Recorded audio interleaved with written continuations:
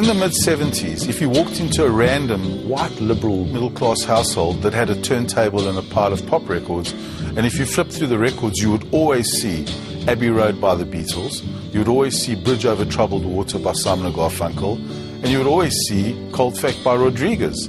To us, it was one of the most famous records of all time. The message it had was, be anti-establishment. And the one song's called the Anti-Establishment Blues. We didn't know what the word anti-establishment was until it cropped up on a Rodriguez song. And then we found out it's okay to protest against your society, to be angry with your society. Searching for Sugar Man is a film about a man who didn't know he was famous. The man is this man. And for 30 years, he made an album in the 70s, which was a masterpiece. It was absolutely fantastic, and it sells nothing in America. Literally nothing. Like 6 copies. I mean, nothing. And he makes another attempt, another album, the same result.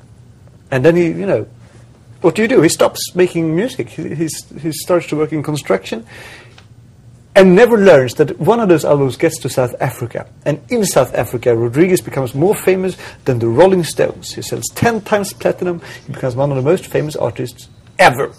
And he doesn't know about this. It was one of the biggest albums of the day. But the thing was, we didn't know who this guy was. No, it wasn't very easy to fund the film. It took 4 years and didn't get a cent, and had to in the end do basically everything on my own, the editing, the music, the animation, and not by purpose, because I wanted it to be that way. Literally, there was no money. And then, the day before Sundance, Sony called and said, we want to have this film, and we want to, pick up 2 awards at Sundance, and it was the opening night. And then everything changed from one night to the other. So after 4 years of a really hard struggle, where most things went against the project, then suddenly everything goes for the... Now it goes really, really well.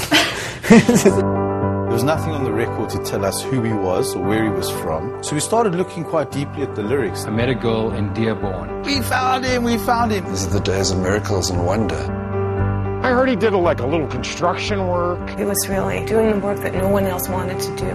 Rich in a lot of things, but perhaps not material things. I said, in South Africa, you are more popular than Elvis Presley. Next day, he says, Emerson, I got to go on tour. I said, why is that, Rodriguez? But with the film, we're getting a lot more attention, and it's excited my music career.